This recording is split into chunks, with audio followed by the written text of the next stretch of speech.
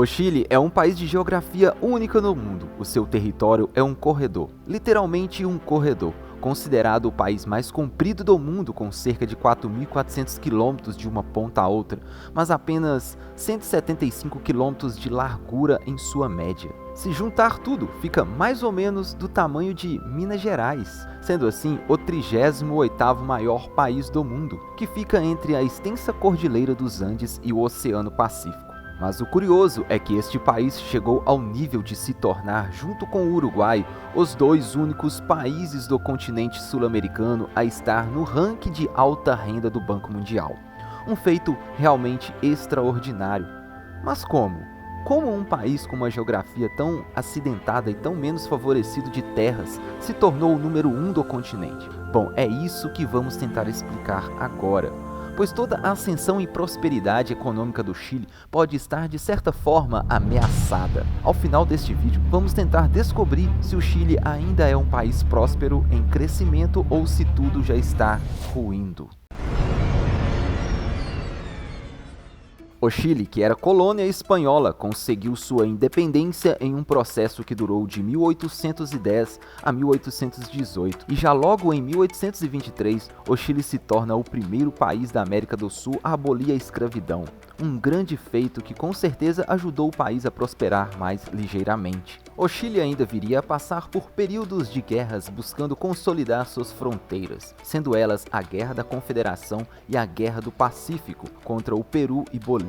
No decorrer das décadas de meados de 1800, o Chile foi descobrindo suas reservas de minérios, como o período de 1861, caracterizado pela riqueza econômica obtida com a mineração de cobre, também nitrato e demais, na região de Antofagasta. Já no século seguinte, o país passou por conturbados períodos políticos, mas vinha em grande crescimento devido à extração e exportação de minérios, tendo o cobre como o principal, já que apesar do país não ter ouro, ele era abundante em cobre, obtendo 27% das reservas mundiais deste minério. Mas como todos sabem, em 1929 houve a Grande Depressão, a quebra da Bolsa Americana, fator que mexeu com a economia do mundo todo. E o Chile foi um dos que mais foi atingido, por seu crescimento e economia girar basicamente dentro das exportações de commodities como cobre, nitrato, sal. Nesta fase, o Chile viu seu PIB encolher drasticamente. O país afundou em crise, ativos internacionais caíram 22%,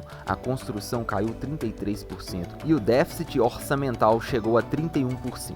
E em 1931 teve até a renúncia de seu presidente, Carlos Ibáñez del Campo, seguido de um golpe que levou o país à breve República Socialista do Chile, período que durou menos de um ano. Mas o Chile, sendo um dos países que mais sentiu a crise de 29, levou décadas para se reerguer minimamente e se equilibrar novamente. E já com o fim da Segunda Guerra Mundial e o início da Guerra Fria, o país potencializou sua industrialização. Mas o Chile ainda sofria com inflação e estagnação, tendo somente o cobre como o principal produto de exportação para alavancar o país. Foi aí que aconteceu algo que mudaria toda a história do Chile.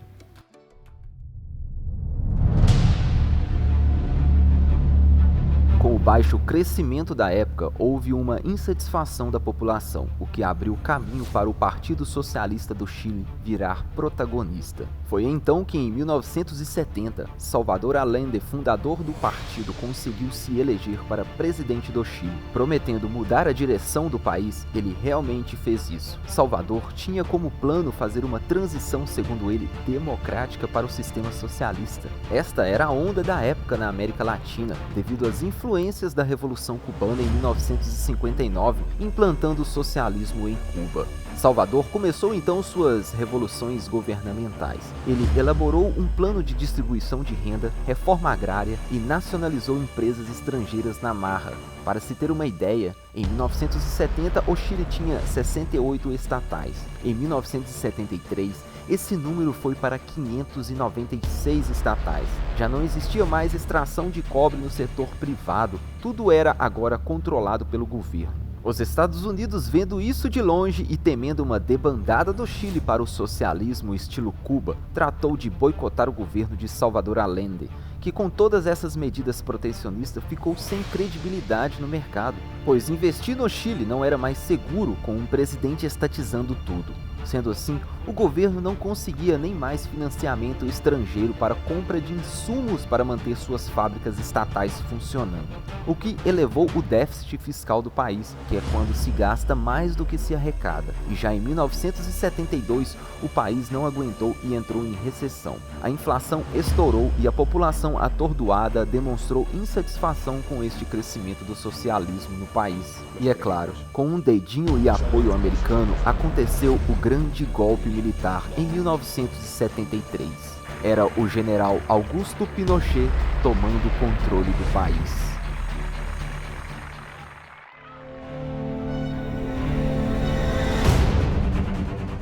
Os Estados Unidos, já tendo em seu quintal um país socialista, no caso Cuba, tratou de dar todo o apoio ao golpe de tomada de poder de Augusto Pinochet, para cessar a ameaça socialista de mais um país nas Américas. Isso também estava rolando no mesmo período no Brasil, Argentina e tal. Com tudo isso, sobre o que se tem relatos, o ditador Pinochet foi um dos mais cruéis dos regimes militares ditatoriais da América. Mas algo curioso chamou a atenção neste regime militar, pois o que se espera de um ditador é que ele vá controlar tudo e todos os setores em seu país, como liberdade individual, liberdade de imprensa e demais. Mas se tratando de economia, ele fez diferente. Nesta época, o Chile se tornou um dos países mais abertos economicamente para o período. Augusto deixou a economia para cargo de um grupo de jovens chilenos que estudaram na Universidade de Chicago, nos Estados Unidos, que ficaram popularmente conhecidos como os Chicago Boys. Eles eram ex-alunos e seguidores do economista americano Milton Friedman, que pregava uma economia aberta e livre para trazer a prosperidade em uma nação. Segundo Milton Friedman, uma economia desta maneira traria condições essenciais para a liberdade das sociedades e dos indivíduos. Mas como sabemos, esta parte não era possível, pois tinha um ditador no poder. Mas os Chicago Boys fizeram sua parte na economia. Neste período, 548 estatais foram vendidas com a intenção de dar mais competitividade e dinamismo no mercado. Educação e saúde foram também privatizados e impostos foram reduzidos drasticamente, indo para em torno de 10%. Os gastos públicos também foram diminuídos. Todas essas medidas fez o PIB cair drasticamente a princípio, chegando a uma queda de 12% em 1975. Mas foi uma jogada calculada, pois foi um passo para trás para pegar o impulso para um grande salto, o que levou a um crescimento econômico com uma taxa média anual de 7,3% entre 1976 e 1981, produzindo o chamado milagre econômico do Chile. Os Chicago Boys foram os pioneiros do pensamento neoliberal, antecipando no Chile em quase uma década medidas que mais tarde seriam adotadas por Margaret Thatcher no Reino Unido. Uma curiosidade é que Paulo Guedes, ex-ministro da Economia aqui no Brasil, é considerado um desses do movimento Chicago Boys. Paulo Guedes também se formou com essa turma em Chicago nos anos 70 e nos anos 80 foi convidado a lecionar nas universidades do Chile, a pedido do diretor-geral da Universidade de Economia e Negócios do Chile. Mas voltando à história principal, como nem tudo são flores, afinal de contas, o país ainda vivia em uma ditadura, muitas coisas deram erradas em meados dos anos 80, pois um modelo de economia liberal, mas com liberdades individuais de imprensa e demais ações cerceadas, não deixava as coisas andarem para frente. O governo de Augusto Pinochet já estava ficando desgastado e sofria pressão mundial por violações dos direitos humanos. O país ainda enfrentaria uma crise com protestos da população, e assim, em 1989, um plebiscito deixou a população escolher se queria continuação do governo militar ou se novas eleições democráticas para o executivo e legislativo. E é claro, a população escolheu novas eleições. E em março de 1990, o general ditador Augusto Pinochet finalmente deixou o cargo. Com todo o período de ditadura militar, o Chile ao menos não teve que juntar os cacos de sua economia após o fim do período, pois com a redemocratização o país ainda seguiu com os mesmos modelos de economia majoritariamente livre. Isso deu a base para o Chile despontar de vez na América Latina no século seguinte.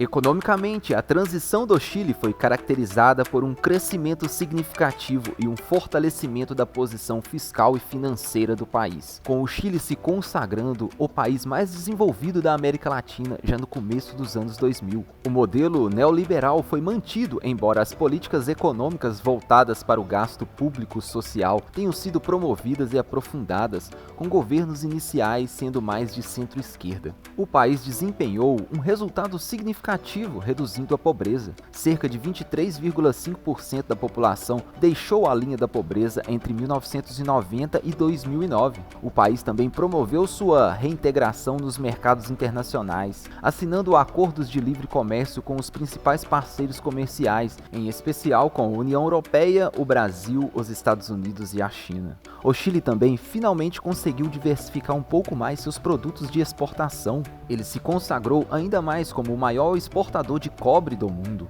o segundo maior de lítio, fazendo o setor de mineração crescer ainda mais. Mas também se tornou o quinto maior exportador de vinhos do mundo e o segundo maior em produção de salmão em cativeiro, ficando atrás somente da Noruega neste setor de piscicultura. Tudo isso deu uma estabilidade maior para a economia do Chile, não a deixando tão refém somente da mineração. Os anos seguintes do Chile até os dias de hoje foi basicamente uma alternância de poder entre Michelle Bachelet à esquerda e Sebastián Piñera à direita. Com uma constituição ainda blindada para uma economia aberta, a alternância desses dois polos na governança do país continuou gerando bons frutos e mantendo o Chile no topo da América Latina. A educação também se tornou referência, sendo a melhor da América Latina disparada. Mas em 2019, o Chile virou notícia no mundo todo após uma onda de protestos massivos nas ruas com jovens estudantes universitários. O que desencadeou tudo isso a princípio foi um aumento de 20 centavos no transporte público na capital Santiago. Bom, isso escalou e gerou uma grande onda por todo o país, com o tema dos protestos indo para o ataque ao modelo econômico e pedindo assim mudança da Constituição do país, que ainda era a mesma da época de Pinochet. Bom, salvaguarda com algumas mudanças bem pontuais após a redemocratização, mas ainda assim a mesma.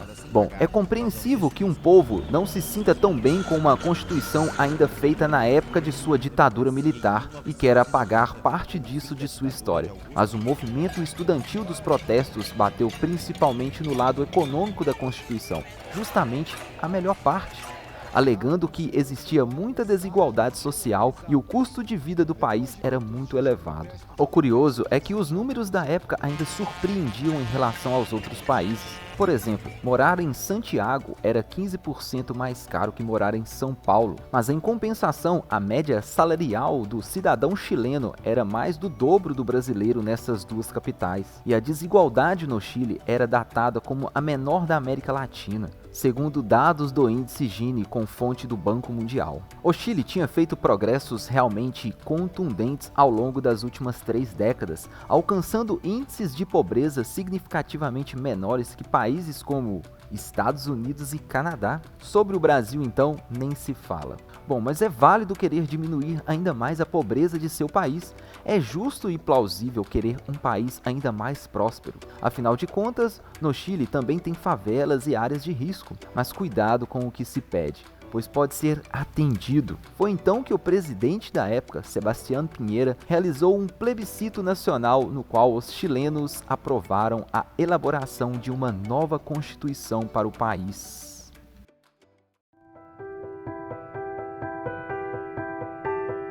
Os protestos de 2019, que começou com os movimentos estudantis, deram muitos resultados. Isso ficou claro com a eleição ganha por Gabriel Boric, ex-líder estudantil, agora atual presidente do Chile, eleito em 2021. Gabriel pode-se dizer que é o presidente mais à esquerda e progressista que o Chile teve desde a redemocratização, e foi eleito com a bandeira de escrever a nova Constituição chilena, mas desde a sua gerência que o país vem caindo em números e progresso. A eleição de um governo reformista e progressista trouxe instabilidade para a economia do Chile, havendo assim grande fuga de capital, desencadeando alta inflação e queda nos índices econômicos e sociais. A instabilidade econômica neste governo atual se agravou tanto que os cidadãos adotaram a alternativa de compras de Bitcoin, na tentativa de proteger seu dinheiro das atitudes econômicas do governo. Mesma razão que os argentinos também tentaram para se salvar da hiperinflação causada pelo descontrole do governo. Mas tudo isso no Chile já vinha se desenhando diante do medo do que podia vir a ser a nova Constituição. E não deu outra. Em setembro de 2022, finalmente foi apresentado a nova Constituição para votação. E ela foi negada pela população, sendo rejeitada em 62% dos votos. A nova Constituição basicamente dava mais poder ao Estado para realizar e controlar políticas sociais, ou seja, concentrar mais poder econômico no Estado, fugindo do liberalismo econômico que tanto fez o país crescer. Pois sabemos que um governo supostamente bem intencionado em prover igualdade a seu povo só cria distribuição de pobreza.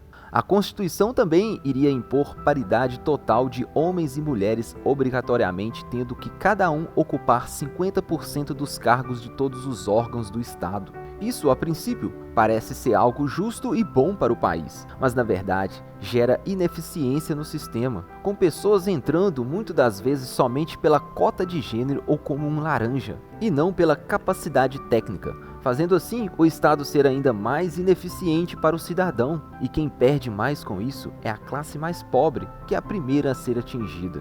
O Chile está longe de ser um país perfeito. Algumas coisas realmente merecem ser revistas, como a aposentadoria de uma população que hoje vive mais devido ao desenvolvimento. A previdência privada do país é um ponto a se discutir para ser mais eficiente, já que a média de vida aumentou. Mas a população do Chile parece ter entendido onde tudo isso poderia chegar com esta nova Constituição e deu seu primeiro basta no atual governo, que vem perdendo a rédea do país mais desenvolvido da América Latina. Os índices indicam que o Chile pode em 2023 até entrar em recessão, coisa bem assustadora para um país que não via uma grande crise há pelo menos 3 décadas. Bom, diante de toda essa parte final da história do Chile, ele ainda continua sendo o país mais livre economicamente da América Latina e ocupando o 20º lugar no ranking mundial, ficando à frente até de países como Estados Unidos e Reino Unido. Para se ter uma noção, o Brasil ocupa a 133ª colocação neste ranking. Somos praticamente um país socialista em termos de liberdade econômica, tendo uma das maiores cargas tributárias do mundo e com um retorno mínimo diante de tanta burocracia e corrupção de um Estado grande e inchado. Se isso não é prova de que o Chile é um exemplo a ser seguido em termos de prosperidade econômica, eu não sei mais o que é. Mas por gentileza, deixe aí nos comentários sua opinião sobre toda essa disparidade econômica que temos dos nossos vizinhos chilenos. Você ainda acredita que teremos prosperidade econômica e social com tão pouca liberdade aqui no Brasil? E me desculpe se ficou alguma coisa de fora, pois não caberia tudo em um único vídeo, mas fique à vontade em acrescentar nos comentários. E obrigado a você que chegou até aqui. Se gostou do vídeo, deixe seu like e considere se inscrever aqui no canal para acompanhar os próximos vídeos, deste que foi mais um episódio de Incríveis Números. Obrigado pela companhia e até mais!